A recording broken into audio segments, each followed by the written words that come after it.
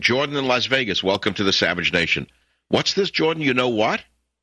I know who threw the McCain campaign. Who? Months ago, you told us that someone threw the campaign, and we would know by an appointment. But I know it was. I've been researching for a book. The guy's name is Ian Brzezinski. He's a son of Zbigniew Brzezinski, and this Zbigniew Brzezinski had two sons, one of them on each of the campaigns. And you're kidding me! Zbigniew put one son on each campaign? One son on each campaign. That's right. And not only that, but Obama has known Zbigniew since his Columbia days. So this is right. Well, Brzezinski was always a sneak. I never liked him personally. I didn't like him going back to Jimmy Carter. There was something very, very oily about him. But you're telling me that he put one son in each campaign, McCain camp and Obama camp, and you believe it was the one in the McCain camp who threw it? Exactly.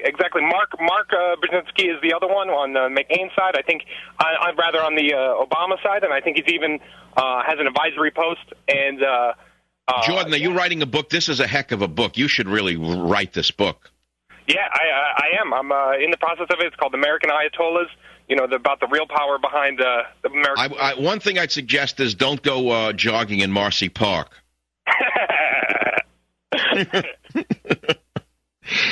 Oh, my. And please don't look at any unfinished apartments in any high-rise in Las Vegas with an unknown realtor. Well, and I won't give a virtual tour of any of my homes. Well, when that book is near completion, will you do me a favor and call? Who else do you think inside the McCain campaign and misadvised him so he would lose? And every time he surged ahead, he did something to undermine himself. Oh, well, I mean, I'm just picking out one name, but this is, it had to... He could not have been the only one because... No, he wasn't. I can name others that I'm pretty sure were put there by, for nefarious reasons to undermine McCain, who wasn't smart enough to know what was going on.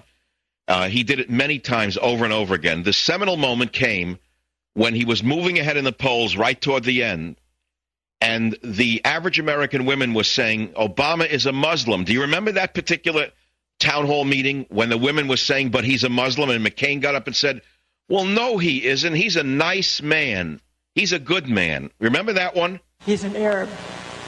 He is not. No, ma'am. No, ma'am. He's a decent family man, citizen that I just happen to That was the end of the campaign. That was McCain, the Manchurian candidate, committing hara-kiri, throwing himself on the sword for the power structure, in my opinion, Jordan.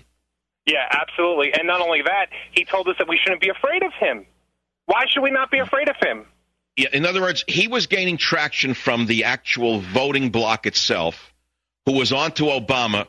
They knew who he was. They sensed who he was. They were telling the candidate who his opponent was, and the candidate himself either didn't know it or pretended he didn't know it or pretended he didn't believe it.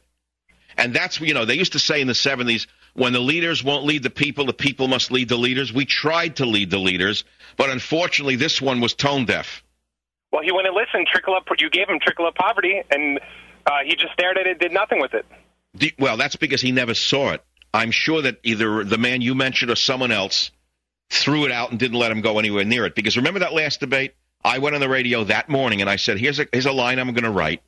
It's called Trickle-Up Poverty, and I'm writing it for McCain. If he uses it tonight, he can devastate Obama with one line. It will stick. It will be the end of Obama's campaign. All McCain had to do, I said, was get up there and say, he could have done a Reagan-esque thing with a smile. He would have said, Senator, I know where your economics come from. We've seen this before. It was practiced in the Soviet Union and in Cuba, and it's called trickle-up poverty. That would have been the end of the campaign. McCain would have won by 10 points. But he didn't even use that line. Remember that one, Jordan? That's right. And not only that, you told him also when the bailouts were coming to say, no, let's not give these people bailouts. Let's give them the perp walk. And if he would have taken your advice and said, you're right, he would have been up 10 points in the election. He would have beat him by 10 points. If he would have said, we're going to go after them, we're going to find their accounts, we're going to follow the money. Has there been a single investigation? There's been trillions in bailouts. No. But has there so been... far as I know, low-level SEC players have been indicted, but the guys at the top who actually pulled the strings have not even been touched. Right. Well, Bernie Madoff, that's peanuts, right? We all know that he's not... No, and it's not peanuts to the people who lost their lives' fortunes, but Bernie Madoff ran a scam along the lines of what Obama's running right now and his economic advisors. There's nothing much different between what Bernie Madoff did and what they're doing. No, only to scale. And That's right, only to scale. And in fact, the people running it under Obama own a military and intelligence agencies. Other than that, they could be Bernie Madoff. Yeah, I mean, but they speak better waspies, too. There you go. Yeah, he was an easy target, Bernie Madoff. I mean, he was right out of Shakespeare. Yeah. Jordan, good luck with your book. That's an out-of-nowhere call. How do we get these calls once in a while that are so good? 1-800-449-8255. Wisconsin Joel, you're on the Savage Nation. Go ahead, please. I just wanted to add that I think maybe we shouldn't blame McCain's handlers, but McCain himself. Because well, that's right. Ultimately, you're right in the sense that the buck stops there. He should have been smart enough to know more than his handlers, and he should have overridden his handlers, and he should have done what he thought would have been showing leadership, but he didn't have it. Yeah, but see, I think it's like wrestling. Our two parties are so entrenched with the power structure that they play off each other.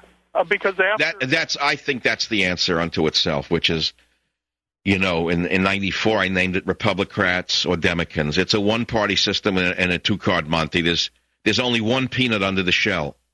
No matter how many shells they move around, there's only one peanut. That's all there is to it.